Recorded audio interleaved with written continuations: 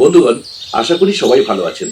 তো এর আগের পর্বে আমি দেখিয়েছিলাম রামডেগি বাফার, যেখানে আমি নাগজিরা ফিমেলের একটা কিছু ছবি দেখিয়েছিলাম, ফিমেল টাইগারের।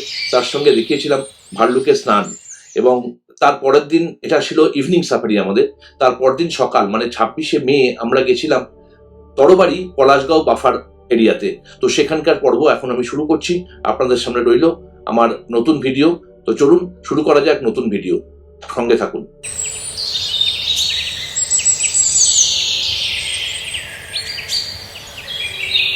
তো বন্ধুরা, পলাশগাঁও বাফার জোনটি হলো মহারাষ্ট্রের সেই তরবা আন্ধেরি টাইগার রিজার্ভেরই অন্তর্গত একটি পরিবেশ পর্যটন এলাকা। এটি বনাঞ্চলের সেই মূল বা কোর এলাকাটিকে ঘিরে রেখে দিয়েছে, যেখানে মানুষের প্রবেশাধিকার অত্যন্ত সীমিত। এখানে পর্যটকরা স্থানীয় জনগোষ্ঠীর সাথে সহাবস্থানের পাশাপাশি বন্য প্রাণী দেখার সুযোগ পান। এবং বর্ষাকালেও এই বাফার জোনটি পর্যটকদের জন্য খোলা থাকে। এখানে বিখ্যাত সব বিড়াল, যেমন ধরুন বাঘ এবং চিতাবাঘ দেখা যায়। এবং তার সঙ্গে তো প্রচুর অন্যান্য জন্তু জানোয়ার যেগুলো আছে, প্লাস পাখি, তার অনবদ্য কালেকশন এই জঙ্গলে। তো পলাশগাঁও বাফার জোনটি চন্দ্রপুর জেলার কাছে অবস্থিত বনের কোলারা রেঞ্জের অংশ। এই অঞ্চলটি কি কারণে আকর্ষণীয় সেটি আপনাদের জানাই। এবার এখানে বাঘ, চিতাবাঘ, স্লথ ভাল্লুক এবং হরিণের একটি প্রধান আবাসস্থল। এলাকাটি বিশেষ করে বিখ্যাত কিছু বাঘের এখানে উপস্থিতি দেখা পাওয়া যায়। যেমন প্রচন্ড বিখ্যাত ভারতবর্ষের ইতিহাসের তরবার জুনাবাই এবং জাইলো। জুনাবাই ফিমেল টাইগার, জাইলো মেল টাইগার। তাদের উপস্থিতির জন্য খ্যাতি অর্জন করেছে। ভূপ্রকৃতি এখানকার প্রাকৃতিক দৃশ্যে বাঁশঝাড়, সেগুন বন, তৃণভূমি এবং প্রাকৃতিকভাবে সৃষ্ট জলাশয়ের এক অপূর্ব সংমিশ্রণ দেখা যায়। বাফার বনাম কোর জোন, বনের মূল ও কোর এলাকায় বন্য পরিবেশ রক্ষার স্বার্থে মানুষের কার্যকলাপ কঠোরভাবে সীমিত রাখা হয়। এর বিপরীতে বাফার জোনটি আয়তনে বড় এবং এখানে স্থানীয় মানুষের নিরাপদ বসতি ও সারা বছর সাফারি করার সুযোগ রয়েছে। তরবার রোমাঞ্চকর বাঘ দর্শন এবং এর মনোরম প্রাকৃতিক দৃশ্যের এক বিস্ময়কর উপস্থিতি মিলে এই পলাশগাঁও বাফার জঙ্গল। তো চলুন এবার আপনাদের আমার দেখা যে সমস্ত দৃশ্য সেগুলো আপনাদের দেখাই। শুরু করি।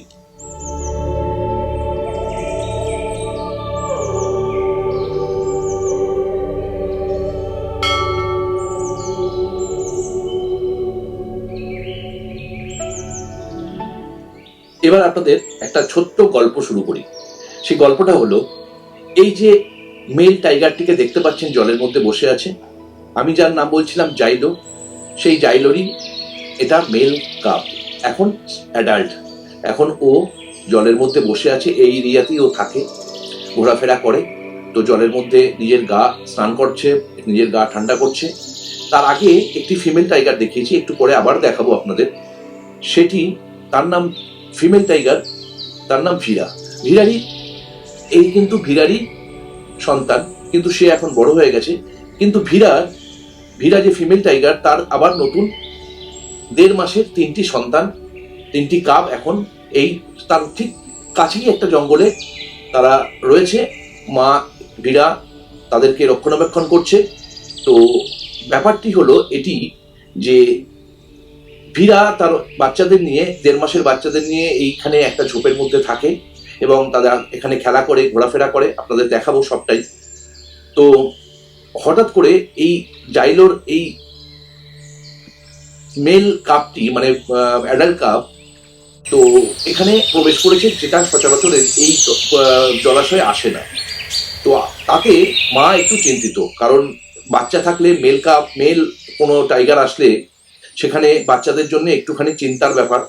যদি কোনোভাবে মেরে দেয় টেরিটরি ফাইটিং এর জন্য বা কোনো রকম ভাবে কোনো, মানে এটা কিন্তু বাঘেদের ব্যাপার আছে যে কোনো রকম মেল কাপ থাকলে, কোনো মেল টাইগার আসলে সেই মেল কাপকে মেরে দেয়, বিশেষ করে নিজের ভবিষ্যতের কথা চিন্তা করে।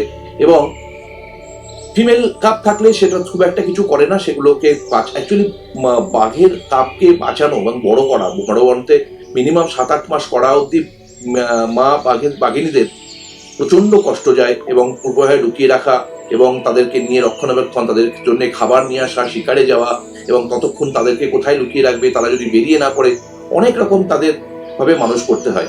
তো এই এলাকাটিতে আপনারা দেখতে পাচ্ছেন যে মা কিন্তু ঘোরাফেরা করছে, আর যে মেল টাইগারটি ডাইলোরই সন্তান, সে কিন্তু জলের মধ্যে চুপচাপ বসে আছে। সে হয়তো এখনো টের পায়নি, সেই জন্যে বাচুয়া টের পেলে হয়তো অন্যরকম কিছু আমরা দেখতাম, কিন্তু সেটা আমরা দেখিনি। তো চলুন দেখুন তারপরে কি হয়, তারপরেরটুকু কিছুক্ষণ পরে আবার বলছি।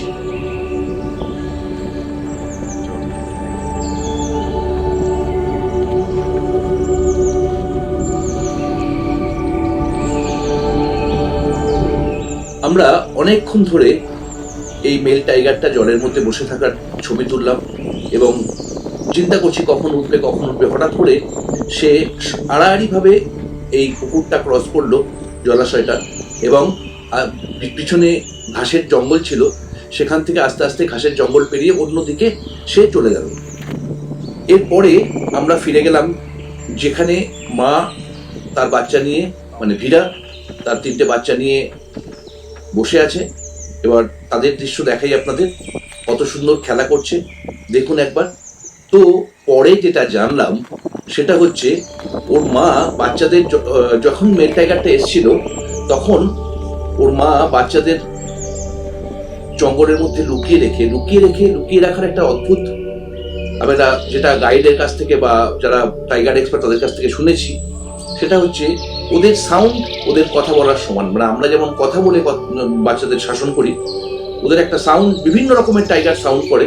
তো যে সাউন্ডটা করলে বাচ্চারা জঙ্গলের মধ্যে ঢুকে থাকবে, বেরোবে না, সেই সাউন্ডটা মাটা করেছে এবং মা ওই জঙ্গলের মধ্যে বাচ্চাগুলো লুকিয়ে আছে, ওখান থেকে 1 ফুটও বেরোবে, এদিক ওদিক যাবে না। এবার মাটা গেছিল দূরে কোথাও দেখতে যে এই জায়গা থেকে বাচ্চাদের শিফটিং করিয়ে অন্য জায়গায় নিয়ে যাবে যেখানে লুকিয়ে রাখা যাবে, কারণ এখানে মেল টাইগারের যাতায়াত শুরু হয়েছে। সেই জন্যে সেই মা প্রায় 15 মিনিটের জন্য কোথাও চলে গেছিল, যেখানে যখন বাচ্চাগুলো জঙ্গলের মধ্যে ছিল। যখন ফিরে আসলো মা, তখন বাচ্চাগুলো আবার মার আওয়াজ শুনে বা গন্ধ পেয়ে বাইরে বেরিয়ে আসলো এবং খেলা করতে শুরু করলো। এবং তারপরে অনেকক্ষণ তারা একসঙ্গে ছিল, ততক্ষণে মেল টাইগার চলে গেছে, আপনাদের দেখালাম আমি। এবারে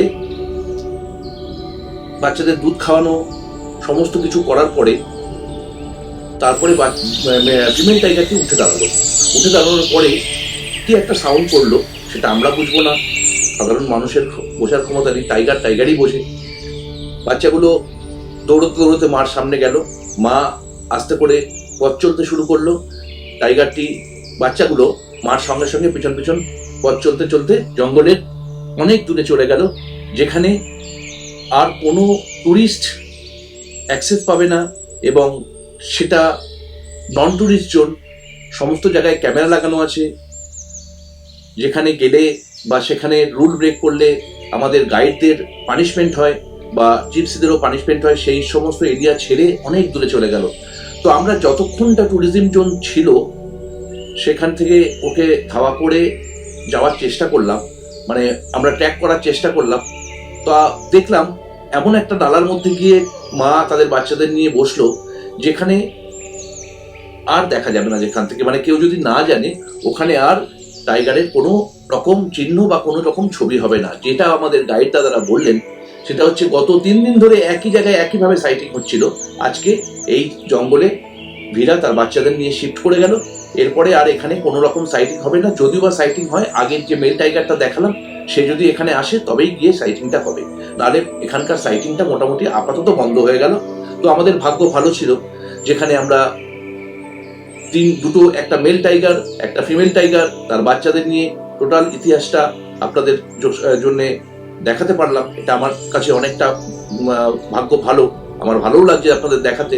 তো চলুন এরপরে আমরা দেখি কিভাবে ফিমেল টাইগারটা পেছন পেছন বাচ্চাগুলো মার সঙ্গে সঙ্গে জঙ্গলের মধ্যে দূরে ভেতরে ঢুকে যাচ্ছে। তো দেখতে থাকুন।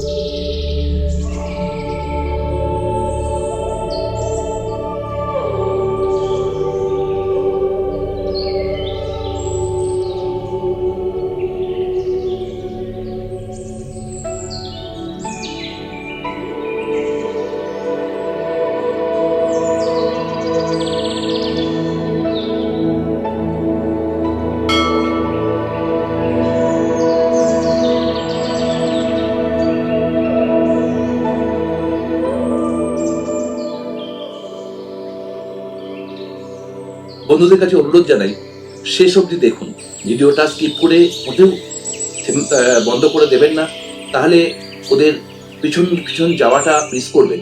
ওটা ভীষণ সুন্দর, আপনাদের তাই বারবার বলছি পুরোটা দেখুন, দেখলে ভালো লাগবে।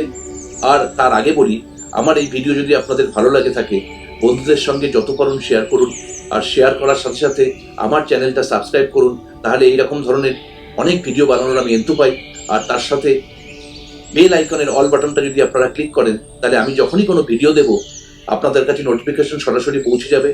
পুরোটা দেখুন, আবার অনুরোধ করছি, তবেই আপনাদের ভিডিওটা শেষ অবধি ভালো লাগবে।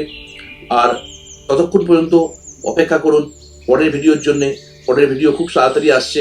এরপরে আমরা কোথায় গেছি, কোন জঙ্গলে কিরকম কি পেয়েছি, সবটা দেখাবো। ভালো থাকবেন বন্ধুরা, দেখা হচ্ছে খুব তাড়াতাড়ি। ধন্যবাদ।